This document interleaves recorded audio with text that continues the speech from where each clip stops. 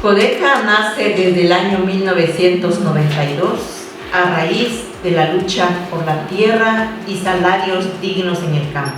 Nosotras las mujeres estamos construyendo desde las resistencias comunitarias, pero pensamos de que nos fortaleceríamos mejor creando la red de mujeres plurinacional tejiendo buen vivir. El buen vivir es de que si yo estoy sana y de que el resto de las personas también están sanas, estar en comunidad, cuidar la madre tierra, cuidar el agua, cuidar todo nuestro entorno, entonces vamos a estar bien.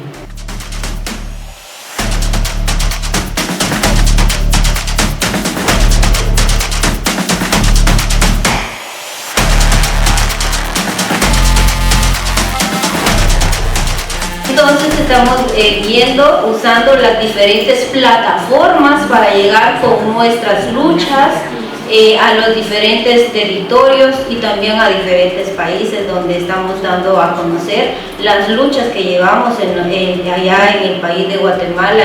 También, aparte de usar todas esas plataformas, tenemos lo que es nuestra propia radio creada desde las bases de Codeca.